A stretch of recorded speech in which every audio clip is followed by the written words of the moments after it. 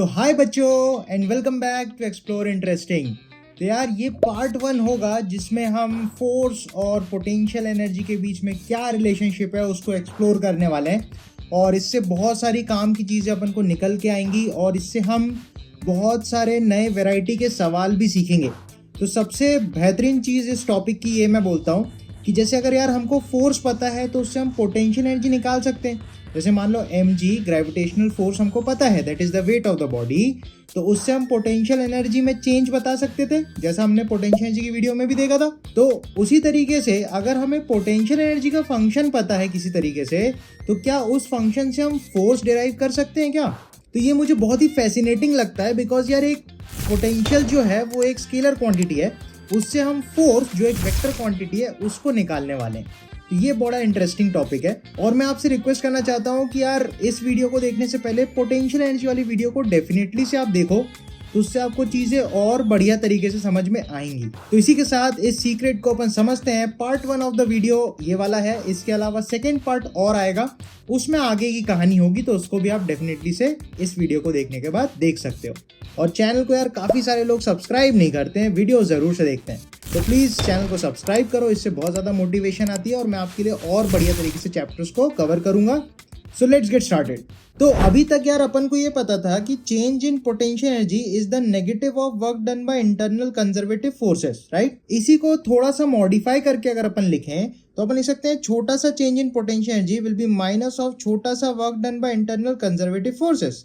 Potential energy हमेशा conservative force field के लिए डिफाइन की जाती है, राइट। अच्छा, नेक्स्ट चीज अपन ये बोल सकते हैं कि जो छोटा सा वर्क डन dw है, छोटा सा वर्क डन को अपन लिख सकते हैं फोर्स डॉट छोटा सा डिस्प्लेसमेंट dr, राइट। dr में मतलब dx ले सकते हैं, dy ले सकते हैं या dz ले सकते हैं। जो r है वो पोजीशन को बताता है एंड पोजीशन x y या z किसी से भी अपन बता सकते हैं, राइट। तो अगर अपन dw को रिप्लेस करें, ये वाले dw को यहाँ पे डाल के रिप्लेस करें, तो अपन को जो du मिलता है, du अपन को मिलेगा minus F dot D R, right. और अगर हमें डॉट प्रोडक्ट पता है कि a dot B equals A B cos theta होता है, तो वहां से अपन बोल सकते हैं f डॉट डी आर को f D R cos theta भी लिखा जा सकता है। और डॉट प्रोडक्ट से रिलेटेड काफी सारी मिस्टीरियस चीजें मैंने इस वाले वीडियो में बताया है। आप डेफिनेटली से वेक्टर की पूरी प्लेलिस्ट और स्पेशली ये डॉट प्रोडक्ट वाला वीडियो को एक बार चेकआउट कर सकते हो। इसकी प्लेलिस्ट की और वीडियो की जो लिंक है वो मैं डिस्क्रिप्शन में डाल दूंगा। सो अपन du को लिख सकते हैं du बराबर minus F D R cos theta, right. अब यहां से थोड़ा सा अपन को बुद्धि लगानी पड़ेगी कि सोचो अगर फोर्स कुछ इस दिशा में है, मान लो f वेक्टर है इस दिशा में और dr वेक्टर इधर है, dr को मैं फिलहाल dx बोल रहा हूँ, सपोज x डायरेक्शन में अपन बात कर रहे हैं और f और dx के बीच में एंगल थीटा है।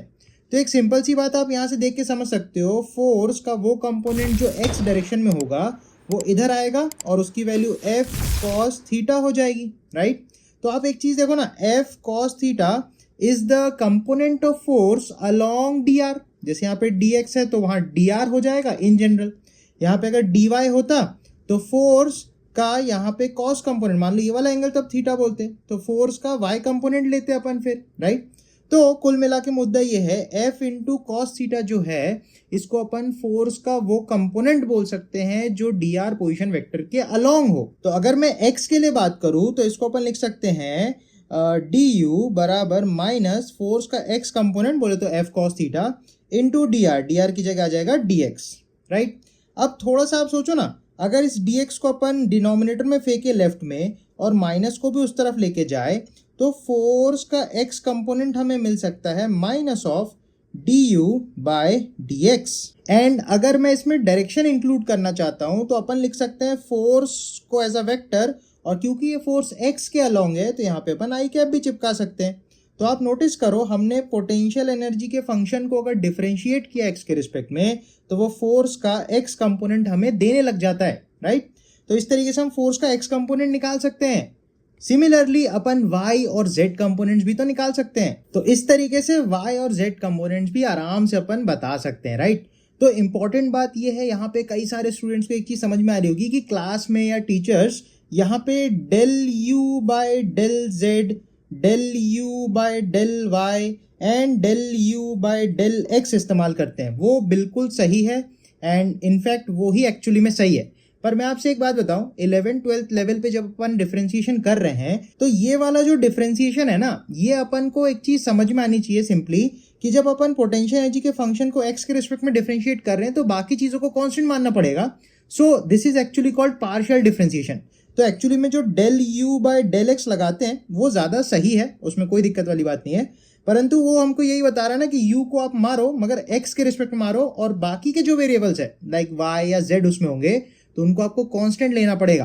तो कायदे से अपन को इसको डेल के फॉर्म में लिखना चाहिए, तो चलो इसको लिख देते हैं। तो जो सही तरीका है फोर्स को लिखने का, फोर्स को आप देखो, फोर्स का x component I cap plus y component J cap plus z component K cap हम लिखना चाहते हैं, तो इसको लिख सकते हैं minus del U by del X I cap minus del U by del Y J cap minus del U by del Z K cap. तो इस तरीके से अपन फोर्स को डिराइव कर सकते हैं अगर हमें पोटेंशियल एनर्जी का फंक्शन गिवन है, राइट। एक एक करके अपन x में, y में और z में डिफरेंशिएट करेंगे, और ये जो चीज होती है डेल इसलिए लिखते हैं because this is called partial differentiation. तो कॉन्सेप्ट आपको ज्यादा बेटर तरीके से समझ में आए इसके लिए अपन एग्जांपल्स करते हैं, राइट। तो एक सिंपल से एग्जांपल मैं ले रहा हूं। सबसे पहला है कि पोटेंशियल एनर्जी का जो फंक्शन है वो x और y कोऑर्डिनेट्स के साथ अपन को दिया है। पोटेंशियल एनर्जी क्योंकि पोजीशन का फंक्शन हमेशा ही से होता है, तो पोटेंशियल एनर्जी जो है X square Y plus Y square X के फॉर्मेट में दिया है, और हमसे बोल रहा है फोर्स निकालो, ठीक है। तो सिंपल सा एक काम अपन को करना है, एक बार एक्स के रिस्पेक्ट में डिफरेंशिएट करना है और कीपिंग वाई कांस्टेंट, दूसरी बार वाई के रिस्पेक्ट में डिफरेंशिएट करना है कीपिंग एक्स कांस्टेंट, ठीक है। तो सबसे पहले अगर मुझे फोर्स निकालना है तो मुझे करना पड़ेगा minus del U by del X I cap चिपका दूंगा, then minus del U by del Y J cap चिपका दूंगा, और यहाँ पे z नहीं है तो k कैप लिखने की जरूरत नहीं है, राइट। तो सबसे पहले आप देखो, इस पूरे को आपको x के रिस्पेक्ट में डिफरेंशिएट करना है और y को कांस्टेंट की तरह मानना है। तो जब आप y को कांस्टेंट मानोगे तो ये कांस्टेंट हो जाएगा, ये कांस्टेंट हो जाएगा, एक्स स्क्वायर का डिफरेंशिएशन 2x हो जाएगा और यहाँ पे x का डिफरेंशिएशन 1 हो जाएगा। तो ये जो फर्स्ट टर्म है minus of del U by del X, तो इसको निकालने के लिए अपन इसको x के रिस्पेक्ट में डिफरेंशिएट मारेंगे, तो अपन को मिलेगा 2x into Y plus Y square constant रहेगा और x का डिफरेंशिएशन 1 हो जाने वाला है। देन आई कैप भी चिपका दो क्योंकि ये x डायरेक्शन की फोर्स हो गई है, राइट। माइनस अब सेकेंड टाइम अपन को y के रिस्पेक्ट में डिफरेंशिएट करना है कीपिंग x एज कॉन्स्टेंट। तो यहाँ पे y के रिस्पेक्ट में आप मारोगे तो देखो, y के रिस्पेक्ट में मारोगे तो x स्क्वायर को कॉन्स्टेंट रखोगे तो यहाँ पे as it is x square आ जाएगा और y का डिफरेंशिएशन 1 बन जाएगा, प्लस वाई स्क्वायर का डिफरेंशिएशन 2y हो जाएगा और x एज इट इज रह जाएगा बिकॉज वो कांस्टेंट की तरह ट्रीट हो रहा है, राइट। तो यहाँ से हमको फोर्स का एक्सप्रेशन मिल जाएगा और यहाँ पे जे कैप भी चिपका दो। तो फोर्स का जो वैल्यू आएगा वो आएगा माइनस में 2xy प्लस वाई स्क्वायर आई कैप माइनस में x स्क्वायर प्लस 2yx जे कैप, राइट। तो इस तरीके से अपन फोर्स पता लगा सकते हैं। बहुत ही इजी सा गेम है जिसमें बस आपको पार्शियल डिफरेंशिएशन करना है।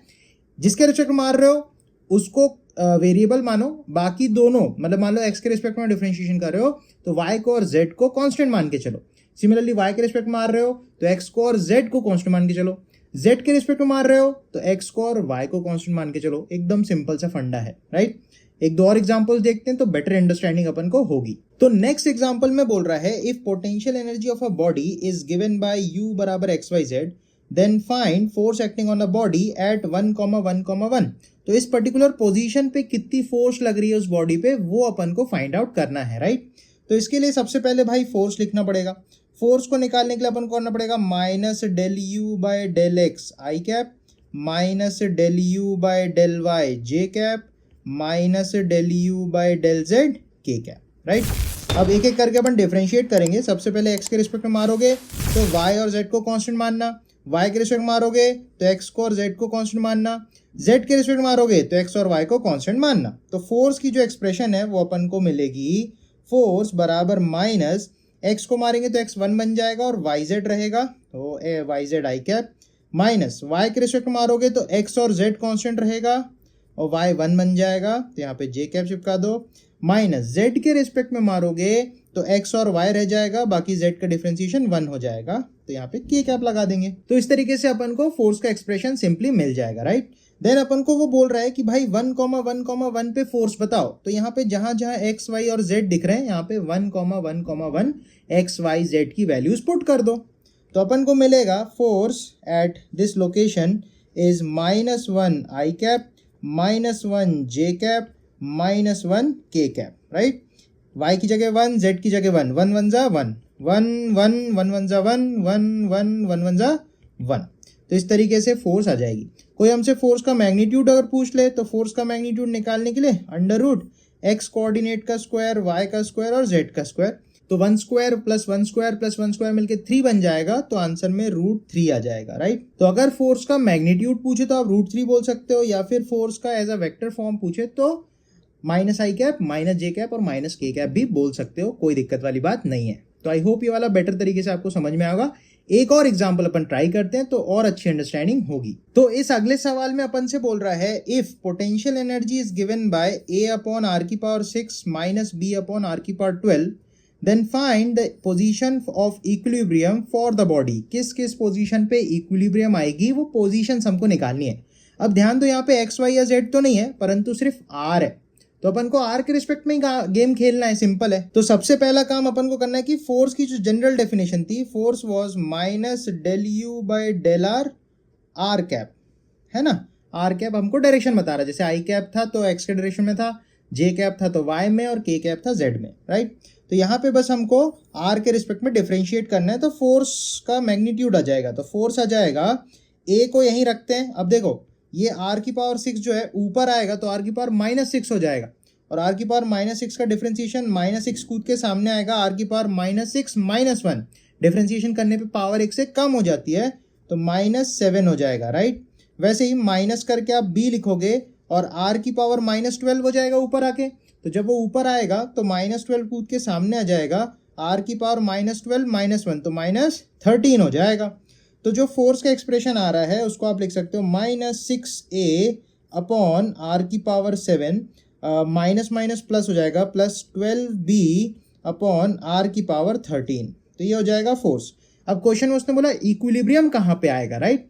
तो इक्विलिब्रियम पता करने के लिए इक्वल टू 0 कर दो फोर्स को, क्योंकि नेट फोर्स जहाँ पे 0 होती है वहां पे भाई इक्विलिब्रियम आता है, सिंपल सी बात है। तो यहाँ से अगर अपन इसको 0 करें तो मैं बोलता हूँ इस वाली टर्म को आप राइट साइड को दा दो, तो आपको यहाँ मिलेगा 12b/r⁻13 is equal to 6a/r⁻7। तो आप सिंपल से यहाँ पे देखो, थोड़ी काटा पीटी मचाते हैं अपन अगर काटे 6 2 = 12, r⁻7 और r⁻13 कट के यहाँ 6 बचेगा, राइट। तो अपन को यहाँ से मिलेगा 2b/r⁻6 बराबर a, राइट।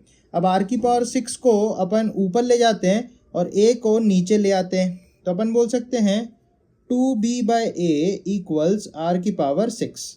तो अगर मुझे r चाहिए, पोजीशन चाहिए इक्विलिब्रियम की, तो मुझे दोनों तरफ पावर 1/6 करनी चाहिए। तो अगर मैं इसकी पावर 1/6 कर दूं और इसकी पावर भी 1/6 कर दूं, तो 6 से ये 6 कट जाएगा, तो r⁻1 बचेगी, और लेफ्ट साइड में जो है हमारा आंसर आ जाएगा r बराबर 2b/a⁴1/6। तो इस तरीके से हम ऐसे इक्विलिब्रियम वाले क्वेश्चंस का आंसर निकाल सकते हैं। x में, y में, z में फंक्शन दिया हो तो भी आप हैंडल कर सकते हो, r में फंक्शन दिया हो तो भी आप हैंडल कर सकते हो। तो बिल्कुल भी टेंशन नहीं लेना है अपन को, राइट। तो इस वीडियो को यहीं तक मैं रखूंगा। ये बेसिकली पोटेंशियल एनर्जी और फोर्स का एनालिटिकल एनालिसिस था। एनालिटिकल माने हम लिख लिख के क्वेश्चंस को कर रहे हैं इक्वेशंस बना के। नेक्स्ट जो पार्ट 2 है, पार्ट 2 में मैंने ग्राफिकल एनालिसिस किया है और 3 टाइप्स के इक्विलिब्रियम होते हैं उनके बारे में डिस्कस किया। कोई भी प्रॉब्लम है मुझे कमेंट्स में जरूर से बताना। आपको नेक्स्ट किस टॉपिक पे वीडियो चाहिए वो भी मुझे कमेंट सेक्शन में आप बताना। इसके अलावा जेई के फॉर्म्स आउट है, तो डेफिनेटली से अपन को सभी को जेई के फॉर्म्स भरने हैं, और आपके कोई भी फ्रेंड है उनको भी आप डेफिनेटली से बताओ कि भैया जेई का फॉर्म आउट है, उसको आप भरो। चाहे आपने तैयारी की हो, चाहे आपने तैयारी ना की हो, अगर आप पीसीएम वाले हो तो डेफिनेटली से जेई का फॉर्म भरना है, ठीक है। तो इसी के साथ इस वीडियो को कंक्लूड करेंगे, नेक्स्ट पार्ट में मिलेंगे। तब तक बढ़िया तरीके से आप लोग पढ़ाई करते रहो, और चैनल को यार काफ़ी सारे लोग सब्सक्राइब नहीं करते हैं, वीडियो ज़रूर से देखते हैं, तो प्लीज़ चैनल को सब्सक्राइब करो, इससे बहुत ज़्यादा मोटिवेशन आती है और मैं आपके लिए और बढ़िया तरीके से चैप्टर्स को कवर करूँगा। कमेंट्स में ज़रूर से मुझे फिर से बताओ कि यार कौन कौन से टॉपिक्स में आप फंसते हो, किन टॉपिक से आपको डर लगता है, तो उन टॉपिक्स के ऊपर मैं बढ़िया तरीके से वीडियोस बनाऊंगा, पूरी प्लेलिस्ट बनाऊंगा, राइट। सो इसी के साथ वीडियो को कंक्लूड करेंगे। सब लोग बढ़िया तरीके से पढ़ाई करते रहो and take care guys, bye.